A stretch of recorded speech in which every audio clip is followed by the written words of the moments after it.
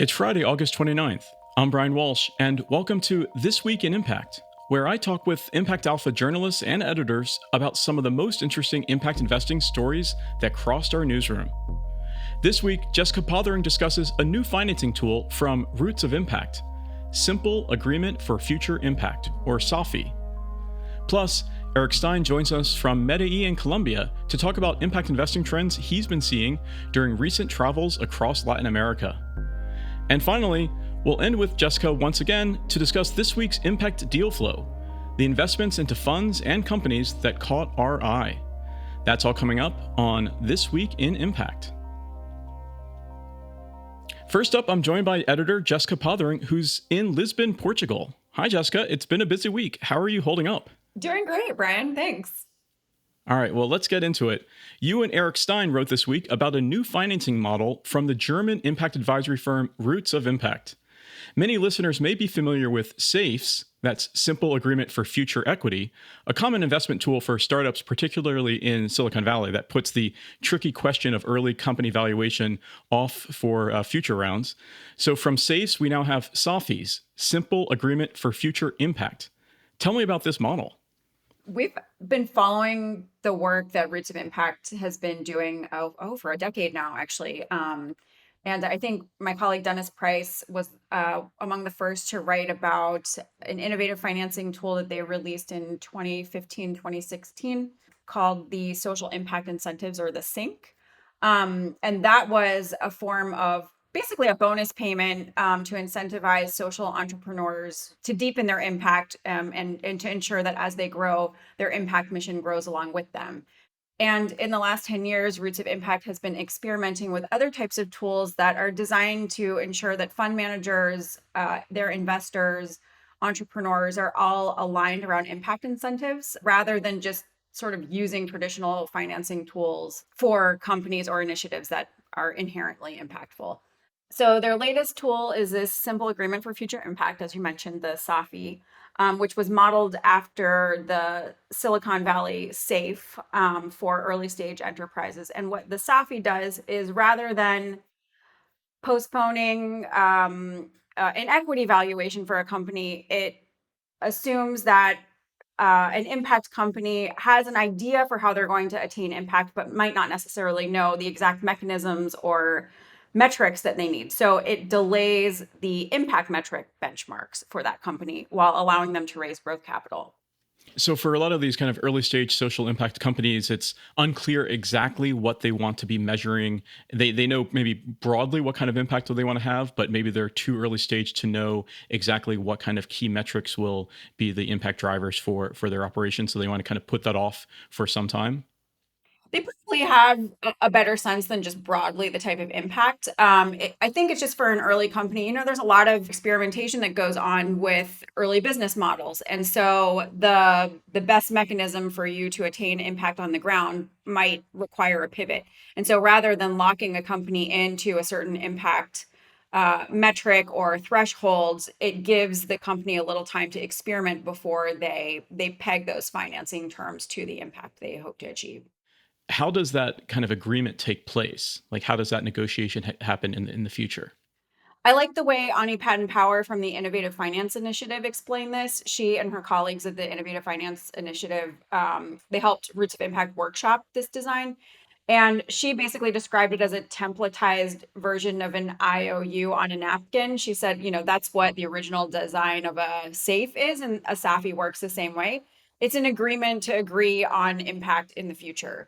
So when an entrepreneur and their investor sign this agreement, they cook up the financing terms, like how will the financing be pegged to the impact metrics. Maybe you get a bit of a repayment break if you reach or exceed a certain impact threshold, but it allows you to decide on those impact thresholds a little bit down the line. So Jessica, walk me through how the financing mechanism actually works. Does it work like a SAFE, which is a simple agreement for future equity? No, this is actually not an equity tool. This is a revenue-based finance tool. So it's a debt instrument, and it provides the same type of flexibility that other revenue-based financing does, which is companies don't have to make incremental payments on their debt it's designed so that it aligns with the cash flow or the revenue streams with different types of businesses. So perhaps a company has a seasonal revenue stream, for example. They might need a different payment schedule than somebody who is earning regular monthly revenues. So that makes sense so far, but can you give me maybe a practical example? Yes, actually, maybe the best part of the story is that Roots of Impact actually piloted this model on themselves first. They were in the market raising a funding round last year, and their investors said something that I'm sure every entrepreneur dreams their investors would ask them, which was, why don't you design your own funding model for this? We want to help you achieve the impact in the market that you want with this sort of impact linked finance, but you're the experts in how to design it. So why don't you design it? And so what they came up with was what is now known as the SAFI. And they've eventually settled on some metrics that Roots of Impact is going to use for their own financing terms. One is just basically they're responsible for building their own competition in the market. Their mission is to see more financing mechanisms that directly tie impact to the financing terms adopted in the impact investing market. And so one of their benchmarks is just how many of these deals are being signed over the next 7 to 9 years, which is the terms of their agreement. And then the other metric is on quality of these structures. So how is Roots of Impact being rated from the people it supports in the design of these mechanisms? And then they also they did pilot it with another organization, this company called Pure Fresh in Kenya, which does clean water distribution. And the company had a sense of how they wanted to scale up these water kiosks that provide low cost, clean drinking water in low income parts of Kenya. But they weren't exactly sure if these new kiosks they wanted to install were going to work for them. So the SAFI that they signed gives them 12 months to try experimenting with some new kiosks before they actually come up with a scaling plan and those final impact targets are signed and set. All right, so allowing these early stage impact companies maximum flexibility as they pivot and try to figure out what's the type of impact that makes most sense for their business. That's right. And I spoke to Bjorn Struer, who is the founder of Roots of Impact, and he said of all of the impact link financing mechanisms in the toolkit, this is actually the most flexible one. It really can be adapted for any company in any context in pretty much any geography. And when I was speaking again with Ani Patton Power, she said that these types of templates are really what's needed to get more of these innovative impact finance mechanisms to scale. All right. Well, super interesting. You can read Jessica and Eric's piece on SAFIs. Hopefully, you'll hear much more about them in the years to come on impactalpha.com. There's also a link in our show notes. Jessica will be back later on to discuss This Week in Impact Deal Flow. But for now, we'll take a quick break. When we come back, reporter Eric Stein joins from Medellín, Colombia, to share what he's been hearing during his recent travels across Latin America. I'm joined now by ImpactAlpha journalist Eric Stein, who's currently on a reporting trip in Medellín, Colombia. Hi, Eric. Hey, how are you? I'm doing well, thanks. Now, Eric, you joined ImpactAlpha in April on the data side, but soon enough became a reporter on the editorial side. And this is your first time on the podcast, so welcome. Yeah, no, thank you so much. I'm super excited to be a part of it. Well, it's great to have you. Now, you're New York City based, but you've been on a little bit of a reporting tour through Latin America for ImpactAlpha recently. And I know you were recently in Peru, now that you're in Colombia. And you had a story this week about Peruvian impact investing and how investors there are mobilizing capital for inclusive growth in the Amazon. Tell me what you learned on that story when you're reporting it out. Yeah, so that story originated from a conference that I went to in Lima, hosted by Aliados de Impacto, the regional impact investing network based in Peru. And at that conference, I really had an opportunity to chat with, fund managers, investors, and ecosystem actors kind of across the spectrum. And every country in Latin America is different. And I think when people look at Latin America as a whole, I think from a financing side of things, people sometimes lump countries together. But when you come here, you have to understand that every country geographically, politically, in terms of regulation, is very different, and that obviously impacts the impact investing spectrum, especially when you look at the types of LPs that are willing to step into impact funds. Yeah, the local context for each market is so important to better understand. So tell me about what you learned in Peru. Yeah, so Peru really has two main themes. The first one is kind of the Amazon. And the Amazon is not the same in Peru as it is in Brazil. It's not the same as it is in Ecuador. Peru has a unique history with the Amazon. A lot of money has gone into the Amazon in the past. In Peru, a lot of foundations, a lot of grants have gone into trying to finance the economy there, and also trying to finance, climate initiatives there. However, one thing I really learned kind of at the conference was the inability for that money to scale, meaning that, you have grants, you have these projects that historically have intended to bring more money in, but have, I think, overall done that. I don't think it's been as successful as a lot of people had hoped.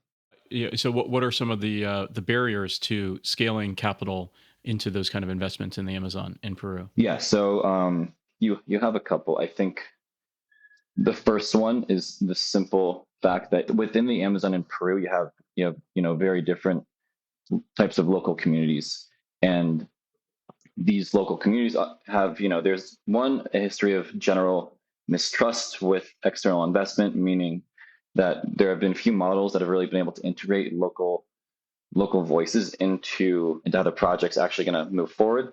And secondly, equity financing is very hard in the Amazon because a lot of Amazonian-run businesses are cooperatives. A lot of investors right now are really focusing on debt, but I think just because of how these local communities are set up, it's harder to invest. So there are a lot of structural barriers between these communities and between the investors, and that can also be seen through language, through cultural differences. So investing in the Amazon and the Amazonian region in Peru is obviously a big theme in impact investing. The other theme that you've been covering is digital inclusion or financial technology for digital inclusion. Tell us about that. Yeah, no, absolutely. In Peru, there's a larger push from investors, from ecosystem actors to revisit, this idea of financial technology for medium and small enterprises across the country.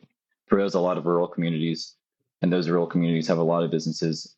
And those businesses have, limited access to Wi-Fi, to technology, and they simply don't have the ability to access financial services like digital banking that can really be essential for helping them grow.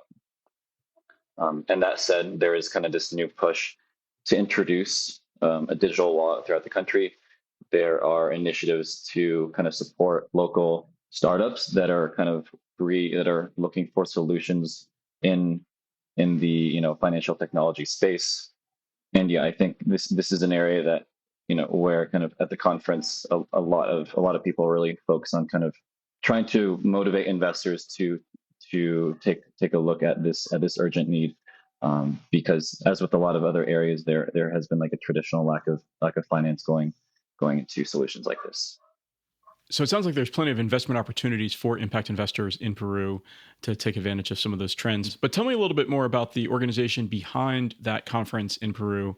Who are they, and what are they trying to accomplish here? Yeah, so that organization is Aliados de Impacto. They are a regional ecosystem builder, and they are actually branched off from Global Steering Group for Impact Investments Network, which is a global network that covers over 50 countries.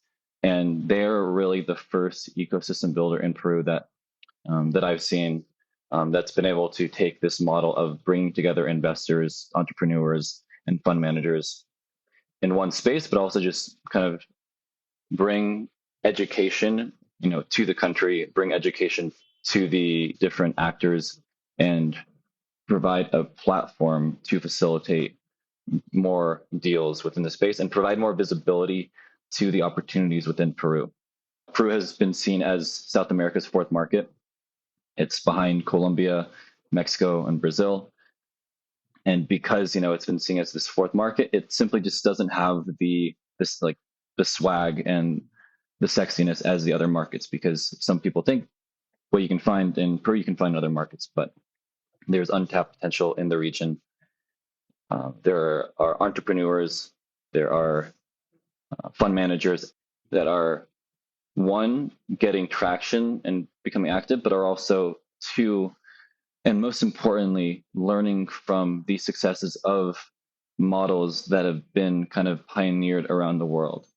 I think that is really what Aliados Impacto is trying to do. They're trying to bring the lessons from impact investing from around the world, and they're trying to bring them to Peru. They're trying to teach these fund managers, show regional LPs, and really just try to uplift this startup ecosystem and teach these medium-sized businesses how to look for capital and how to find capital that matches their needs and that kind of aligns with their impact angle.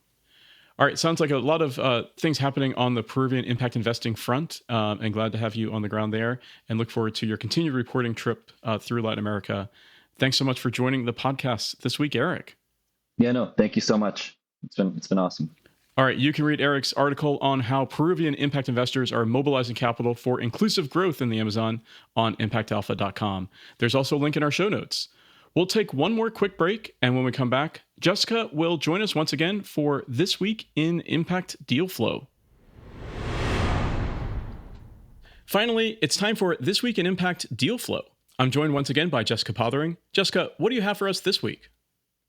There's one story I wanted to talk about this week from our colleague Lucy Ngige. It's about a company in Kenya called Hewateli.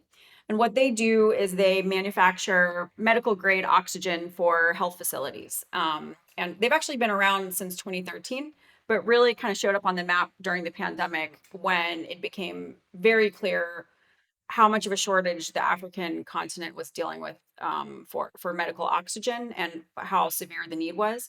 So what Hewateli was trying to do was increase production, local production, to take down the costs of imported oxygen. And over the years they've grown. They now have 6 manufacturing plants, and just recently signed a $10.5 million investment with the impact investor Africa Invest. So this $10.5 million, what is the company going to use those funds for? So the interesting thing about this funding was Hewateli approached Africa Invest because a loan that they were promised for the same amount of money from the USDFI, the International Development Finance Corporation, has basically just been on pause indefinitely since the Trump administration came into power. The US aid, as we know, blew up earlier this year, but along with that, a lot of development finance loans and other types of investments have been effectively just put on pause with no end in sight. And so after it became clear that that money wasn't coming through anytime soon, Hewateli started negotiations with Africa Invest to supplement the funding that they weren't going to get from the DFC. Oh, interesting. So is the DFC funding just still permanently on hold, or might that come in later? As far as I know, it hasn't been canceled, but there's really no sign of when they're going to get that money. And what they need it for is a production plant that's, an enormous production plant compared to what they've been using. This particular plant will allow them to increase their capacity tenfold. Now, one thing I noticed in Lucy's piece about this deal is that they had feedback from their customers via a 60 decibel survey. That's something that increasingly more companies and fund managers are doing to learn about the impact that they're having.